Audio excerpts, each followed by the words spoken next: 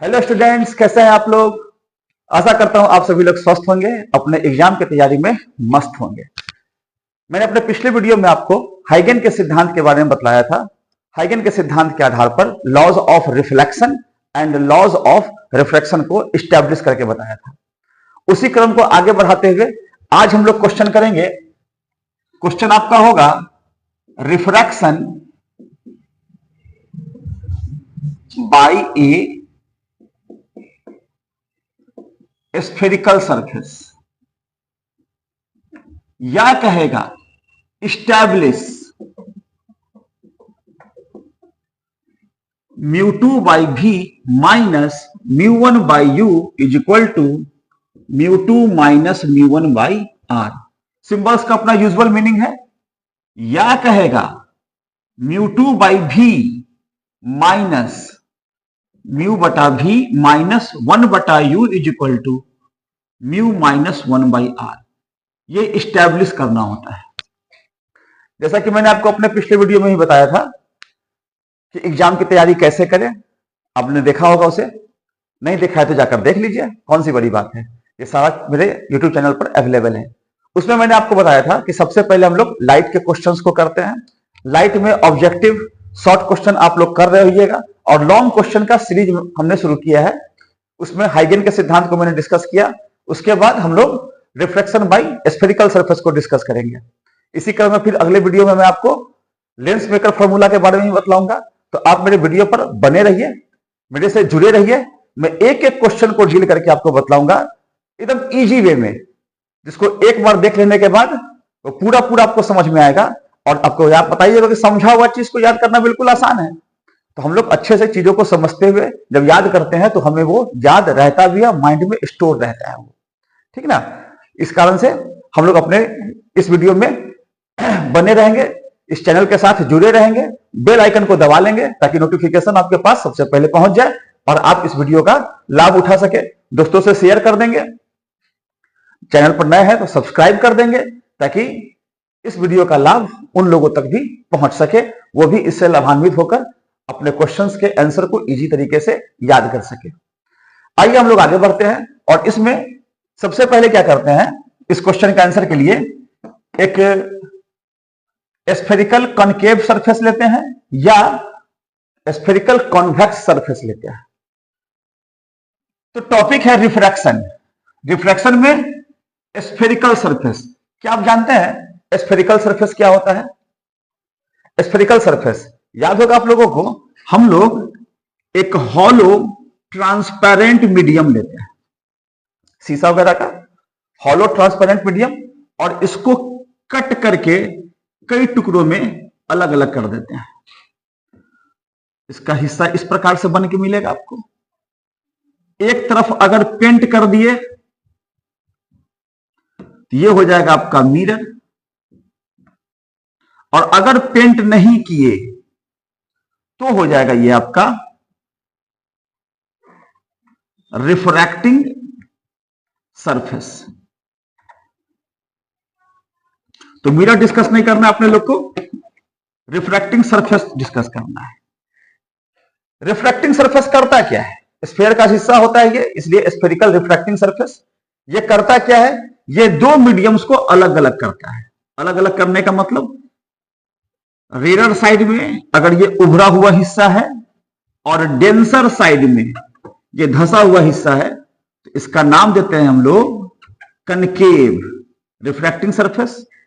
On the other hand, अगर ये इस प्रकार का हो, रेयर साइड धंसा हुआ है, डेंसर साइड उठा हुआ है, तो इसको हम लोग बोलते हैं कॉन्वेक्स रिफ्रैक्टिंग सरफेस। तो रिफ्रैक्टिंग सरफेस समझ में आया? दो प्रकार का होता है। रिफ्रैक्टिंग सरफेस क्या होता है? एक हॉलो ट्रांसपेरेंट मीडियम का, एक स्फेरिकल हॉलो ट्रांसपेरेंट मीडियम का एक हिस्सा होता है, ठीक। अब इस हिस्से को अगर उभरा हुआ भाग रेयर साइड में है, धंसा हुआ भाग डेंसर साइड में है, तो कनकेव रिफ्रैक्टिंग सरफेस। अगर धंसा हुआ भाग रेयर में है, उभरा हुआ भाग डेंसर में है, तो कॉन्वेक्स रिफ्रैक्टिंग सरफेस नाम देते हैं हम लोग, ठीक है। तो रिफ्रैक्टिंग सरफेस क्या करता है? दो मीडियम को अलग करता है। रेयर डेंसर को अलग करता है, रेयर डेंसर को अलग करता है। उभरा हुआ हिस्सा से हम लोग पकड़ लेंगे कि वो कॉनकेव है या कॉन्वेक्स है। तो दोनों में से किसी एक पिक्चर को उठाना है और उस पिक्चर से हम लोगों को इस फॉर्मूले को एस्टैब्लिश करके दिखाना है। यही है आपका क्वेश्चन आज का। तो आइए इसमें हम लोग आगे बढ़ते हैं और एक पहले पिक्चर बनाते हैं। मान लेते हैं अपने पास कोई एक कनकेव रिफ्रैक्टिंग सरफेस है, एस पी एस डैश हो सकता है एक रिफ्रैक्टिंग सरफेस, यही लैंग्वेज भी लेंगे हम लोग। लेट अस कंसीडर एक concave refracting surface S P S dash which separates the rare and denser medium having refractive index mu1 and mu2 respectively। ये एक सरफेस है, कौन सा नाम मन लिख दीजिए, कॉनकेव रिफ्रैक्टिंग सरफेस। ये कॉनकेव रिफ्रैक्टिंग सरफेस हो गया जो रेयर और डेंसर मीडियम को अलग अलग करता है। ठीक है, अब मान लेते हैं इसके प्रिंसिपल एक्सिस पर let an object O is placed on the principal axis of the refracting surface, then इसका याद होगा आपको, सेंटर ऑफ कर्वेचर इस साइड होगा। सेंटर ऑफ कर्वेचर पर से एक लाइन पास करवाएंगे तो ये क्या हो जाएगा, नॉर्मल। अब रेयर से डेंसर में जाएगा तो ये क्या होगा, थोड़ा सा नॉर्मल की ओर मुड़ जाता है। और इसका इमेज जब इसको हम लोग पीछे की ओर बढ़ाते हैं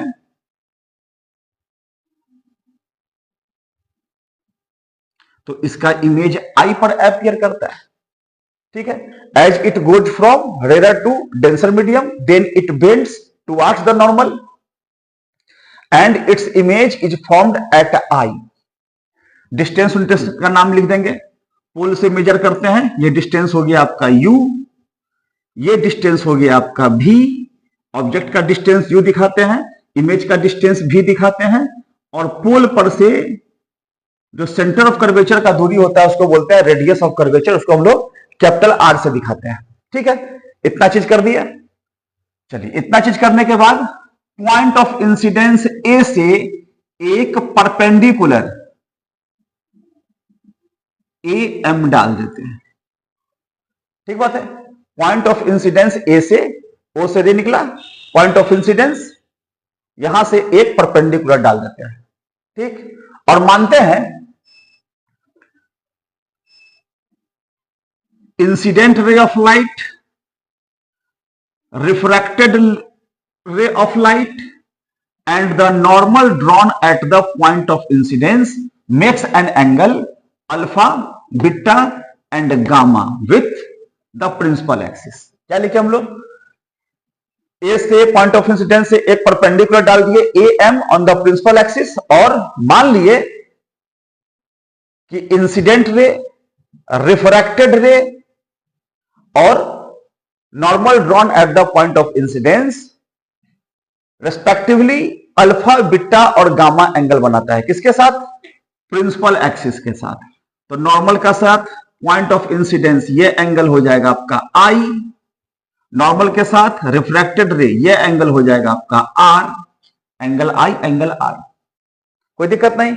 इतना बात पिक्चर वाला बात, पिक्चर को बनाएंगे और पिक्चर वाले बातों को अपने लैंग्वेज में लिख देंगे, इतना तो हो ही जाएगा। चलिए, अगर इतना हो जाता है तो अब हम लोग आते हैं ज्योमेट्री पर। ज्योमेट्री क्या कहता है, ज्योमेट्री कहता है external angle is the sum of internal angles. वहिस्थ कोण अंतःमुखी कोणों के योग के बराबर होते हैं।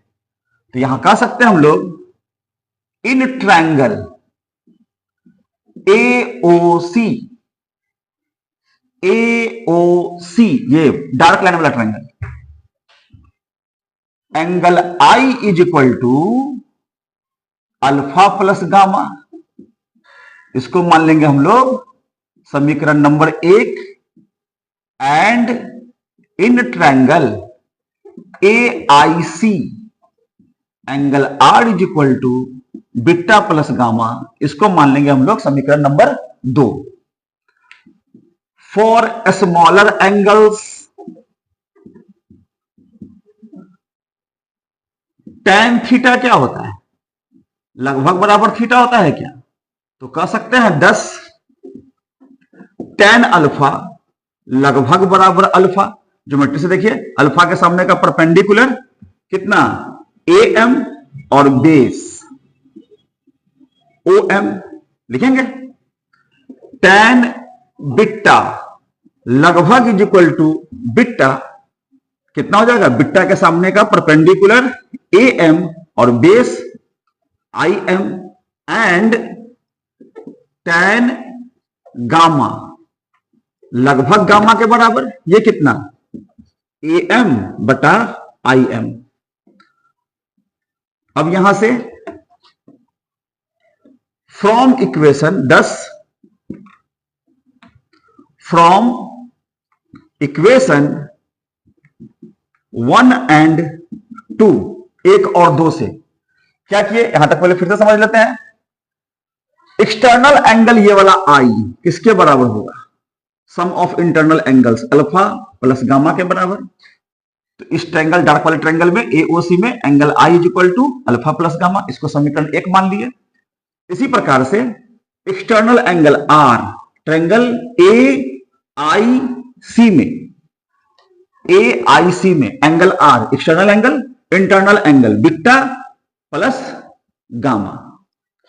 बिट्टा प्लस गामा उसको समीकरण 2 मान लेंगे। हम सभी लोग जानते हैं स्मॉलर एंगल्स के लिए tan थीटा क्या होता है? लगभग बराबर थीटा होता है। 10 tan अल्फा लगभग बराबर अल्फा, अल्फा का वैल्यू अल्फा के सामने परपेंडिकुलर am और base om, perpendicular by base tan beta उसी प्रकार से निकाल लिए। बिट्टा के सामने perpendicular am base im, tan gamma, gamma के लिए परपेंडिकुलर am और बेस गामा के लिए बेस cm, गलती लिखा गया था वहां पे,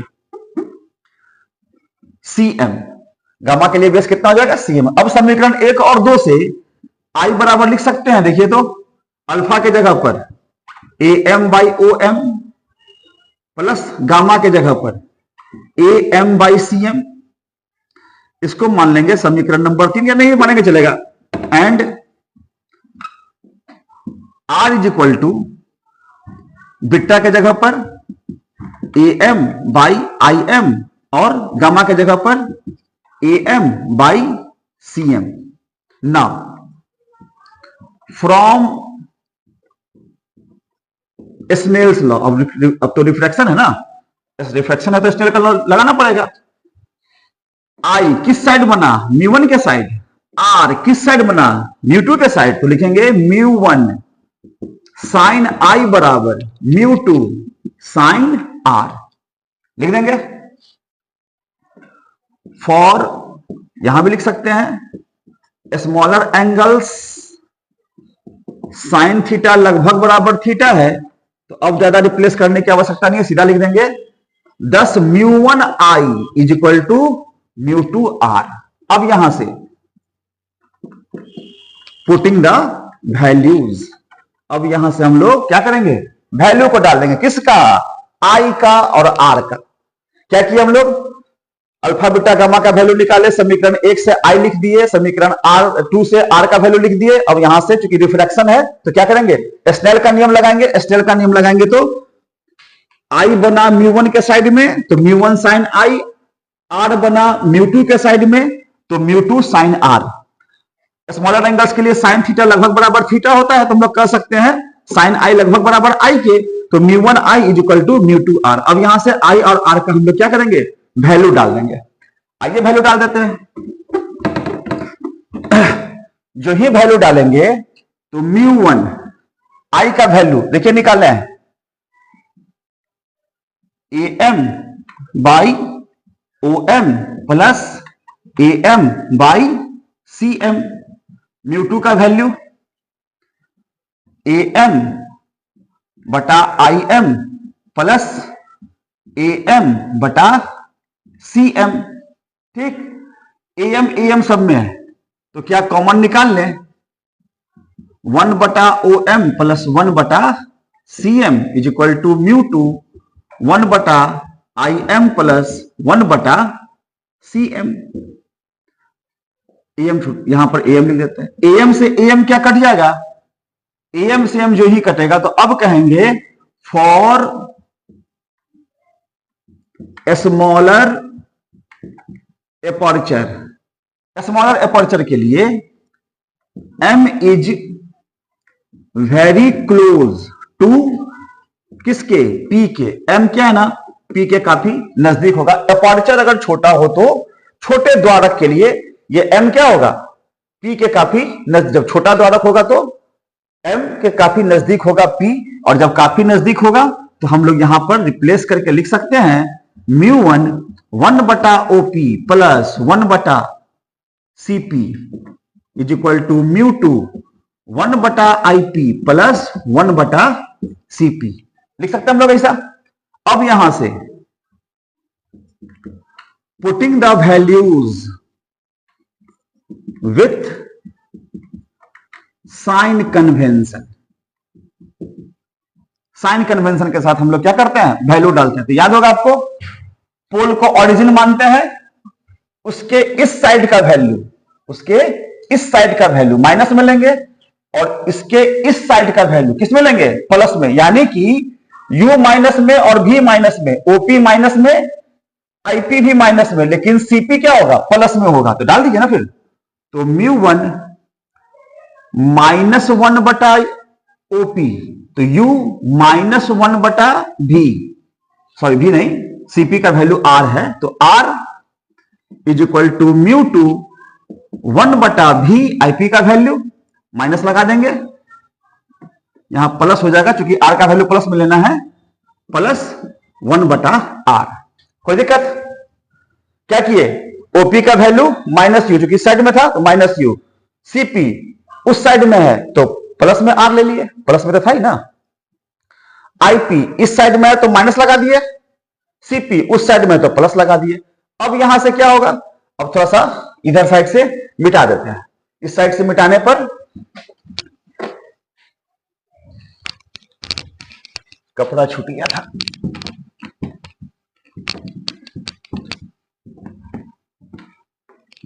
चलिए हो जाएगा इतना में, अब तो हो गया ना लगभग। अब क्या होगा, यहां पे ब्रैकेट को खोल देते हैं। जो ही ब्रैकेट खुलेगा तो minus μ1/U plus μ1/R is equal to minus μ2/V minus μ2/R। चलिए माइनस प्लस है, ये वाला प्लस है, प्लस है। इस R को उधर ले जाते हैं, V वाले को इधर ले जाते हैं, तो क्या इधर आएगा तो प्लस में, तो μ2/V minus μ1/U is equal to μ2 minus μ1। R तो कॉमन निकाल ही लेंगे ना। क्या देखिए स्टैब्लिश हो गया, क्या ये फॉर्मूला स्टैब्लिश हो गया। इतना ही में 5 नंबर आ जाएगा भैया, इतना बना दोगे 5 नंबर। क्या किए इसके लिए हम लोग, कुछ नहीं किए। इसके लिए पहले तो वीडियो को देखे, अच्छे से समझे, उसके बाद पिक्चर बनाए। पिक्चर बना करके सबसे पहले पिक्चर के अकॉर्डिंग लैंग्वेज को लिख दिए, हो जाएगा। और लैंग्वेज लिखने के बाद external angle I internal angle के बराबर लिख दिए, समीकरण 1। External angle R internal angles beta gamma के बराबर लिख दिए, जोड़ के बराबर लिख दिए। अल्फा बीटा गामा के छोटे मानों के लिए tan अल्फा इज इक्वल लगभग अल्फा, अल्फा का वैल्यू, बीटा का वैल्यू, गामा का वैल्यू लिख करके यहां से देख सकते हैं I का वैल्यू और R का वैल्यू हम लोग इजिली निकाल लिए। इसके बाद हम लोग स्नेल का नियम लगाए। μ1 I के साइड था तो μ1 साइन I, R μ2 के साइड था तो μ2 साइन R। सब तो पिक्चर पे एक्सप्लेन हो रहा है ना, याद कहां करना पड़ रहा है। अच्छे से अगर समझ लिया जाए तो सब कुछ तो पिक्चर पे एक्सप्लेन हो रहा है, इजी में बन जाएगा एकदम आसानी से। फिर से देखते हैं, स्मॉलर एंगल्स के लिए साइन थीटा लगभग बराबर थीटा के, तो साइन I लगभग बराबर I के, साइन R लगभग बराबर R के, तो μ1 I बटा μ2 R भी लिख दिए। अब चूंकि यहां से I का वैल्यू निकाल चुके हैं, यहां से R का वैल्यू भी निकाल चुके हैं, तो यहां वैल्यू पुट करते हैं ना, तो putting the values, value put करेंगे। तो I का वैल्यू डाल दिए, R का वैल्यू भी डाल दिए, दोनों में एम है, कॉमन निकाल लिए, दोनों में एम है, कॉमन निकाल लिए, एम को एम से काट दिए। अब चूंकि अपर्चर तो अपने लोग के 12th के सिलेबस में देखे होइएगा, मिरर वगैरह में भी बात हमेशा स्मॉलर अपर्चर का ही होता है। बड़े अपर्चर के लिए हम लोग पढ़ाई 12th के लेवल में नहीं करते, अदरवाइज ईरर आ जाता है। तो स्टैंडर्ड सिचुएशन लेके करते हैं। तो स्मॉलर क्या होगा स्टैंडर्ड सिचुएशन में? स्टैंडर्ड सिचुएशन में मिरर हो या कोई भी स्फेरिकल हो तो उसके लिए अपर्चर काफी छोटा होता है, छोटा होना ही चाहिए, नहीं तो फिर इसका ये दूरी का एरर क्रिएट हो जाता है। तो वो क्रिएशन हम लोग को अभी अपने सिलेबस में नहीं पढ़ना है। तो एम को हट गया। अब स्मॉलर अपर्चर के लिए पी क्या हो गया? M is very close to P, तो जहां जहां एम है वहां वहां पी लगा दिए। अब साइन कन्वेंशन के साथ वैल्यू को डाल दिए। वैल्यू कैसे? पोल का ओरिजिन मानते हैं, इस साइड का वैल्यू माइनस में, उस साइड का वैल्यू प्लस में, ठीक है, माइनस में, आर का वैल्यू प्लस में, बी का वैल्यू माइनस में, आर का वैल्यू प्लस में, सबका वैल्यू डाल दिए। अब यहां से इस माइनस वाले को उधर ले गए, इस माइनस वाले को इधर ले गए, तो μ2 को इधर लेकर आए और μ1 बटा आर को इधर लेके गए। तो μ2 बटा भी इधर आया तो प्लस में, माइनस μ1 बटा यू रह गया और μ1 वाला उधर जाएगा, आर कॉमन हो जाएगा एलसीएम, तो μ2 प्लस में, μ1 उधर गया है तो माइनस में, आर देखो स्टैब्लिश हो गया, पूरा स्टैब्लिश हो गया। याद करना पड़ा, बस पिक्चर के अकॉर्डिंग ज्योमेट्री लगाना है मेरे भाई, एकदम आसानी से याद हो जाएगा, कोई बड़ा बात नहीं है ना। एक बार अच्छे से वीडियो को देख के समझ लेंगे, समझ करके खुद से लिखेंगे, समझते हुए आराम से इजी वे में हो जाएगा। अब यहां से कहिएगा कि सर ये फॉर्मूला क्या था, म्यू बटा भी, इसके लिए एक एजम्पशन लेंगे। क्या लेंगे? If the rare medium is air then μ1 बराबर 1, एयर के लिए रिफ्रैक्टिव इंडेक्स 1, जब 1 हो गया तो फिर 2 के लिए जरूरत क्या पड़ेगा, तो μ2 बराबर म्यू ले लेते हैं। देन μ2 के जगह पर म्यू बटा भी माइनस 1 बटा U is equal to mu minus 1 बटा आर। देखो हो गया, एक लाइन और बढ़ा दिए उसी क्वेश्चन में, तो ये वाला भी आपका इजिली स्टैब्लिश हो जाता है। बस एक लाइन बढ़ा देना है, रेयर वाले को एयर मान लेंगे और डेंसर वाले का म्यू ले लेंगे। आ गया जगह पे, आ गया जगह पे, चलिए ठीक है। इसी में एक चीज और चाहिएगा तो लिख सकते हैं, नहीं भी लिख सकते हैं, मैटर उतना नहीं करता, लेकिन नॉलेज के लिए जानिए इसमें क्या है। इसमें इस क्वेश्चन में μ2 माइनस μ1 बटा आर या mu minus 1 by R is called the power factor. इसको क्या बोलते हैं?